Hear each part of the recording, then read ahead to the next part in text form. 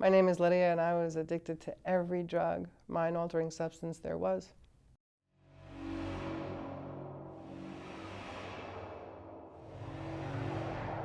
When I was a child, my parents would throw parties on like a Saturday night or something, and they would have all these people over, and my parents knew how to party. They weren't alcoholics or drug addicts. I mean, they were professionals. My father owned his own business, and my mother was an interior designer. However, they liked to have a couple of drinks here and there, and they would have parties on Saturday night, and everybody would leave their glasses in the living room with just enough in it. And my dad would tell me, go clear the living room. So I would take all the glasses and pour them together into one, drink it down, go in the bathroom and puke. And I would did that every time. I don't really know why. I was probably about 6 or 7 years old. My father also would drink beer, Michelob. And he would say, come drink the foam off my beer. And I was the first one there. And I would drink the foam. And my father's old school. So when we were kids, he would use like whiskey to heal a sore throat, whiskey to take care of a tooth. And that's how I was. There was always a martini in the fridge waiting for him when he got home, or a bottle of Michelob, and I was the first one to sneak it. I didn't see it as a problem. I didn't see there was anything wrong with it. I didn't see it necessary to even talk about it either, because it was so normal. I didn't think about anything being wrong with it until I got older, and actually until I got into recovery, realizing there was actually something wrong with it. You know, I actually haven't drank alcohol in probably 10 or 15 years, more than that, maybe 15 years. So it wasn't really alcohol that is my disease. You know, it's the whole realm of anything that is mind-altering, mood-altering, anything to take away anything that I was feeling. In the beginning, it was mostly just social, to hang out. You know, in high school, I met a bunch of friends from Scarsdale. And there was these guys, and they had a Camaro, and they had a Corvette. One had a Lamborghini. Nice cars, nice guys. And they always had beer at their houses. And we would go over and drink. And it was just like a social thing. I never really thought of it as a bad thing. And I had tried weed when I was younger, just trying to go to sleep at night. And that became like an everyday thing in high school. And I didn't really think there was anything wrong with it then either, because it made me feel better. I hid it because I knew that was wrong, but it made me feel better. So I didn't understand why it would be a problem if it made me feel better. I wanted to be a chef, and I was really good at cooking as a child. I would help my mom cook big parties. And I even worked in a catering hall. I started working when I was 15 years old, just to escape my parents' house. And I would do a lot of cooking there. I worked there for 9 years. And I went from being a waitress to a captain to a maitre d' to their sous chef to their garde manger chef. I was making dessert platters for 1,500 people at a time. And I was hanging out with people that were probably about 5 to 10 years older than me. And they would offer me something, whether it's a drink or a drug, and I would do it. And it didn't really matter what it was. And it was just something different than what I was doing. And it was easy to get the money. We were working, plus also Mom's pocketbook wasn't too far away. So, and back then cash was a lot bigger than it is today. You know, today it's a debit card. Back then it was cash. Everything was cash. So there was always money in my mom's pocketbook. The way they sold it back then, to get weed, we would make Bronx runs at lunchtime in high school. And we would borrow each other's cars and drive down to Fordham University. And all you had to do was stick a $10 bill in the window of a store. And they would hand you back a paper bag with a nickel bag in it, a package of papers, a matchbook, and a cigar, a blunt. And we'd go back to school, sit up behind the bleachers and roll it and go to class. I found myself having to get high before I had to go to work, or even just to get out of bed. First, it was just a weekend thing. You know, after work we'd go party, or after this we'd go party, and that's when it was a party. But then I was finding myself going from weekends to waking up on Monday morning going, oh my God, I can't make it. I gotta have something. And that stash that I would save for the next weekend, I would break into. And it was weed a long time ago, then it was cocaine, and then it was methamphetamines, and in between I think I did a few shrooms and a few tabs of LSD, so there was always some kind of a drug to take me out of myself. So when it became more of a habit, it had to be something with some pep. So of course meth, after I came to Arizona, was the one that won, and it won. I was lonely. The only kind of friends I had were men. It was easier to go to get high and go to a bar by myself and pick up a guy and seek companionship. And when it came to having sex, I didn't really want to have sex, but I did anyway. It was more about having someone to hang out with, someone to talk to, someone to watch TV with, someone to get high with.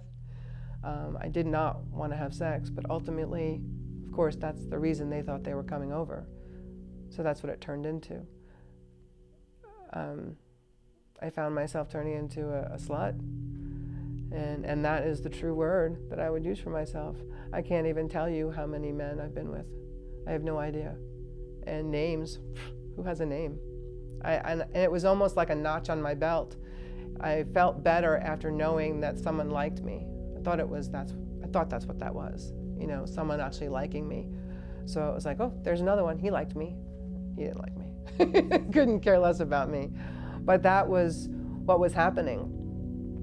Finding companionship in bars and seeking relationships in places where I had no way a relationship would come from that. No way. I met Ronnie right after I had gotten out of a facility, I should call it. It wasn't really in a rehab. My parents were paying my way. They said, you don't have to work, we're gonna take care of you. You live in this apartment, we'll give you $2,000 a month spending money. Here's a car. You go to intense outpatient, we'll pay your way.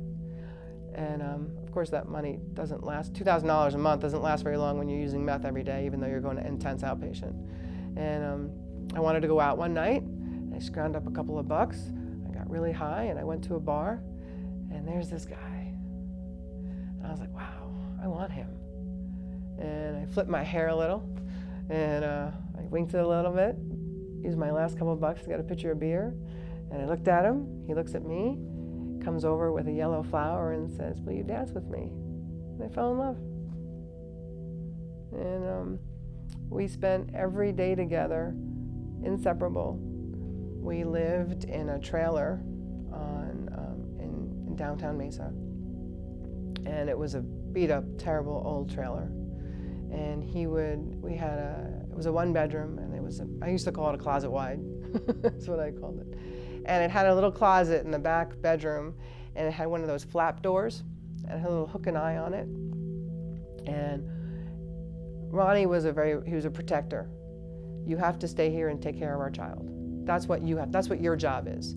You could never get caught. You have to be the mother. This child can never be taken away from us. So I'm gonna go score, you stay here. But if you're gonna stay here, so I know you're gonna stay here, you have to get in this closet with the baby.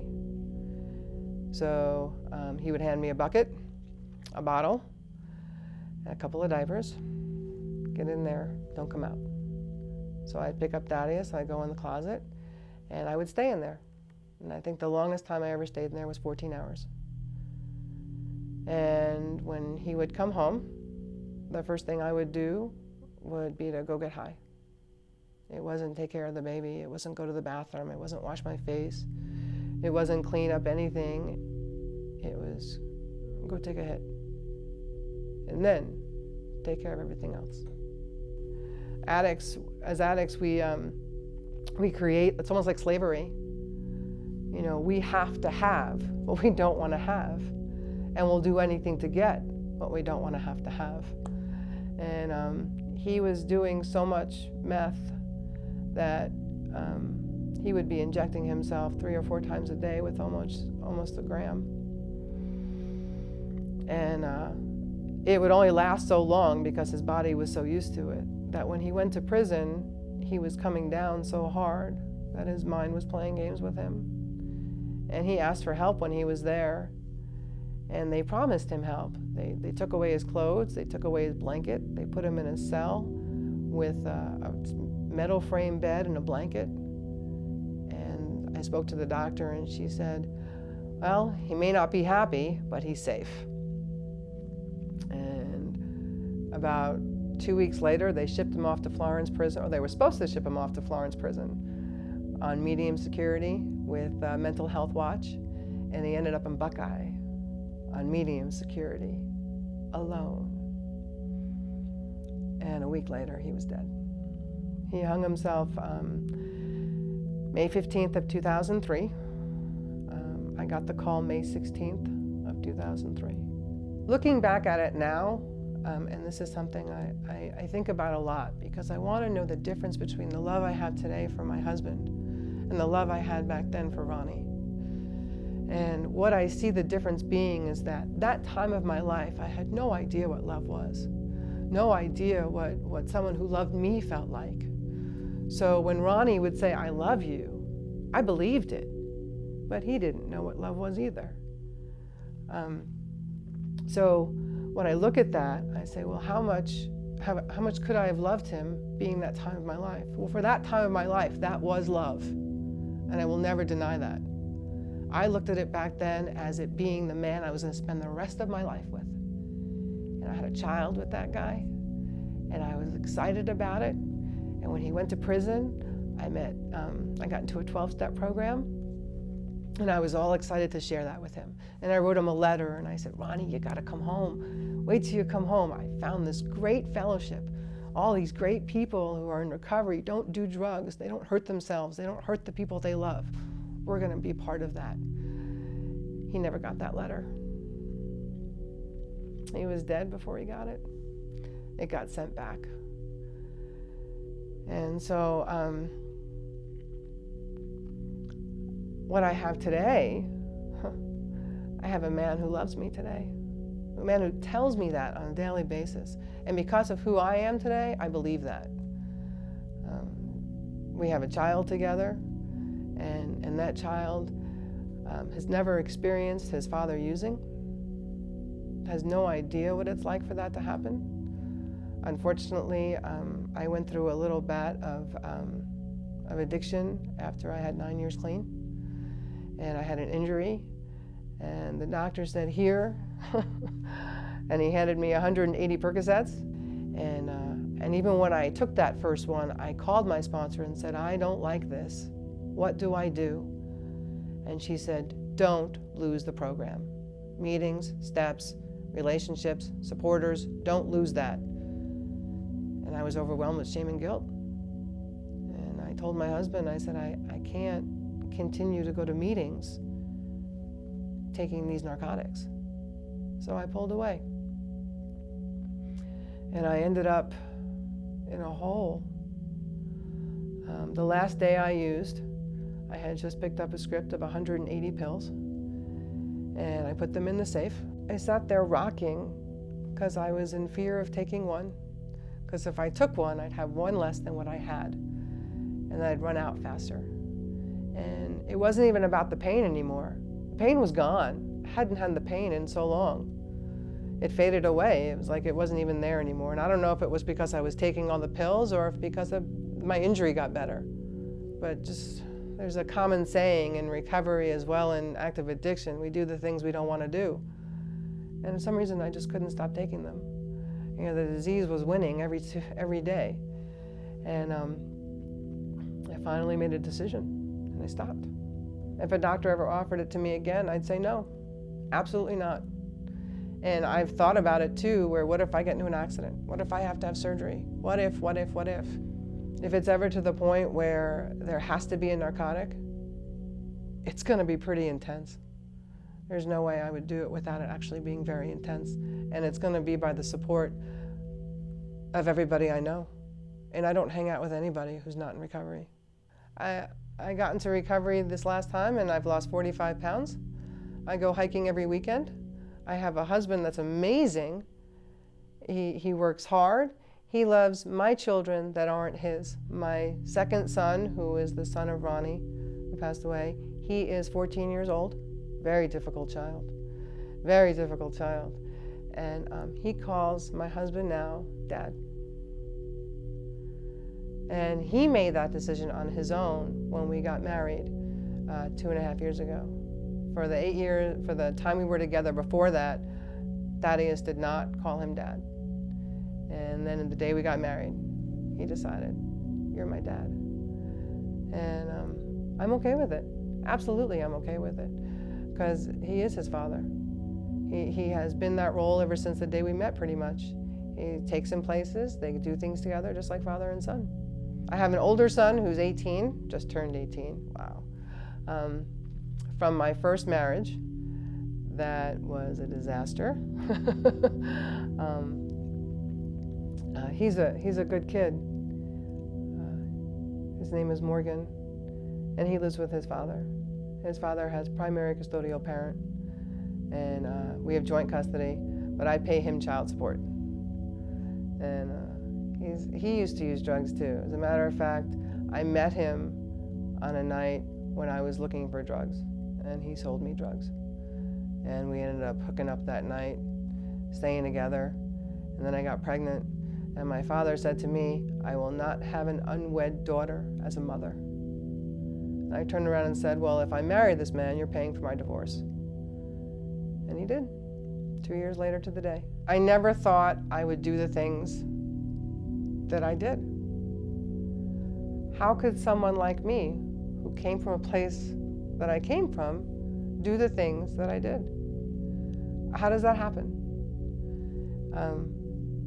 Being in recovery, I have an opportunity to look back on that and compare it to where I am today. Look at what I've done to get to where I am. There is no way I could be who I am today without any of that. I don't regret it. I have no remorse for it. I don't feel bad about it. I'm not sick with disgust about what I did. It's awful, it's terrible, and I promise myself I will never do it again, one day at a time, obviously. I can't see into the future. But to look at where I was when I was a little girl, living in a big, beautiful house with parents who loved me, and a dog, and a yard, and all these nice things, and went to Hebrew school. I was raised with morals and values, had a job, did my own thing, to become something that I couldn't fathom. I don't regret. But this is not the life that I would wish for anybody to go through to get to success. My parents are coming out this Sunday from New York to see my new house. To see our new house, excuse me. See our new house. He corrects me all the time. To see our new house. They sit in the driveway when I come home from work saying, how did I do this? How did this happen? Not too long ago, I was literally under a tree with a 6-month-old baby going, how did I get here? And now I sit in the driveway going, how did I get here? So I would never tell anybody to go through what I went through to get to where I am. However, if you have, find the rooms of recovery. I don't care how you do it. You know, I was talking outside, and recovery is available in all forms today, all forms. There are treatment facilities by the hundreds all over the valley. There are meetings of every kind. Every A you could think of is out there for every drug that was ever done. So if you need a place to go to, I remember walking into my first meeting. I had just smoked a joint with a friend of mine because I was afraid, you know, what to expect. And I had no idea what was going to be there when I walked in there. And I came in, and the room was filled with smoke. And this was back in 2003. And the room was filled with smoke. Everybody was smoking. It was a smoking meeting. And we're sitting in the back of the room. And I had invited one of my friends who said he knew where to go to a meeting. And I was like, how would you know? You know, but he knew. So we went to the meeting, and we're sitting in the back of the room.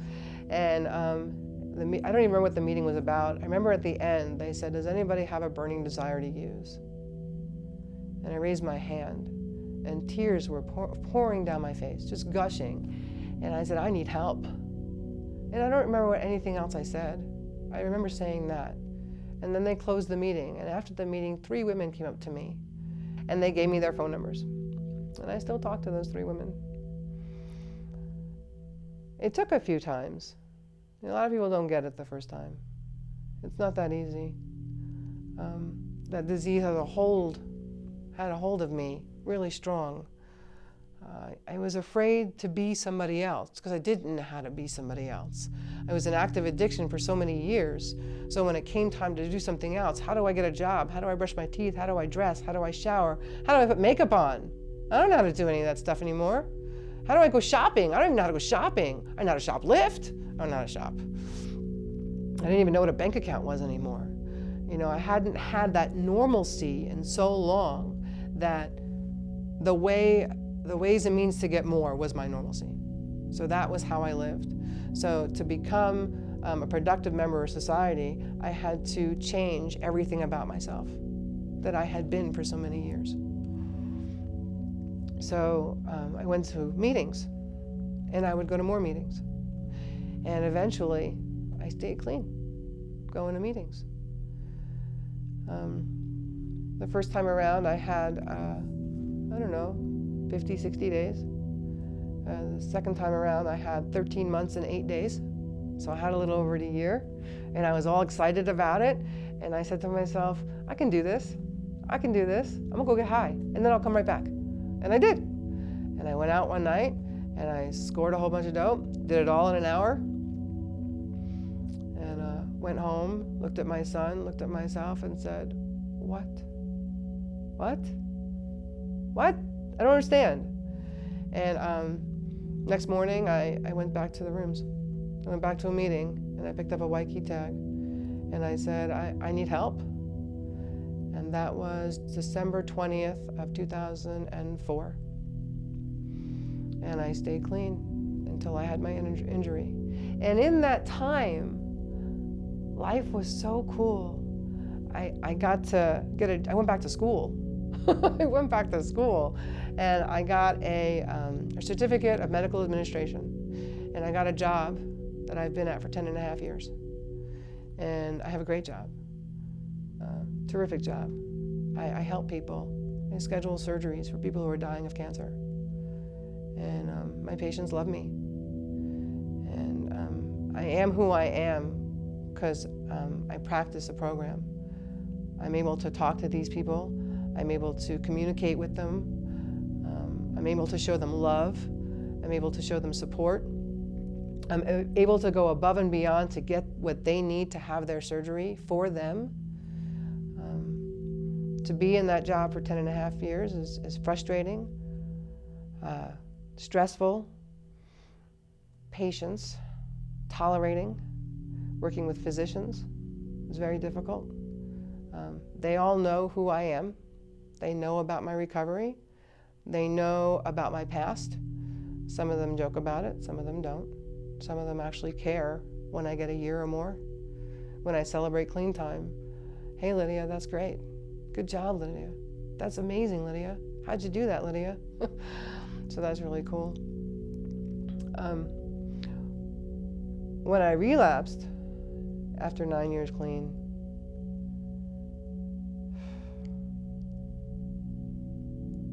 there was no battle. It was so easy to just fall down.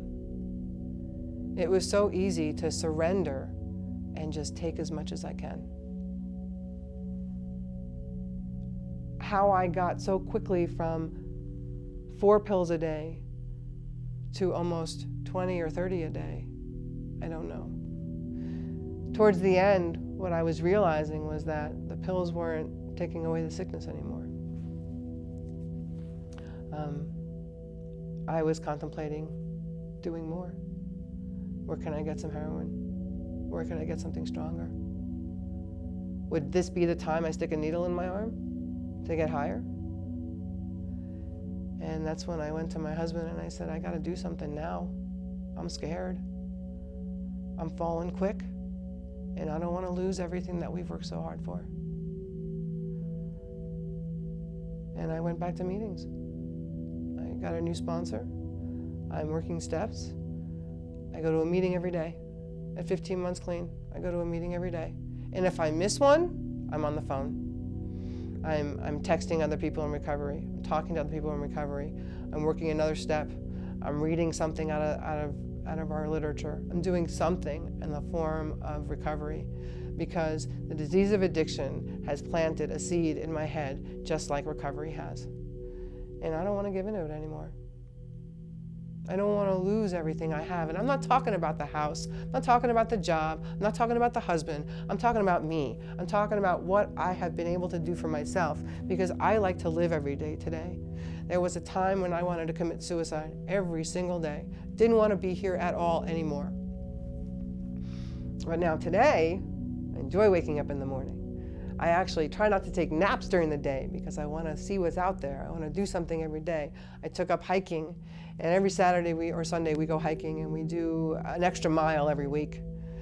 And when I'm on that mountain, I just go. I've never ran before. I've never been a person who's into exercise or running a few miles or doing anything like that.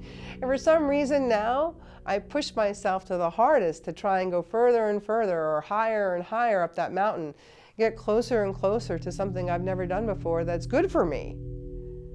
You know, I lost 45 pounds in a year. I've changed the way I look, changed the way I feel. I've changed a lot about me. And it's all stuff that's gonna make everything better as each day goes by. I can't even explain how much better my life is today. And it took a lot of work. So much work. Oh my gosh. Because the disease of addiction is how my head works. I am hardwired as an addict. So if I want to do something different, I have to force myself to do something different. My first thought is always going to be, not necessarily to get high, but to do the wrong thing, to do something to hurt myself, to do something that causes chaos, to do something that is crime related. It's never going to be just to go have a good day. It's going to be just the opposite. So if that's what that is, then I'm going to do the opposite of that. And I'm going to create a better day for myself. And I'm going to pray to a God of my understanding. And I'm going to turn things over that I know that I can't control. And I'm not going to take on chaos. I'm not going to take on other people's stuff and make it mine. These aren't things that I want to do that are going to hurt myself or hurt my family. I want to continue on this journey. And it's not an easy process by any means. And I have to work on it on a daily basis. And I've got to remember that. The second I forget who I am, that's the second I'm going to go out and use.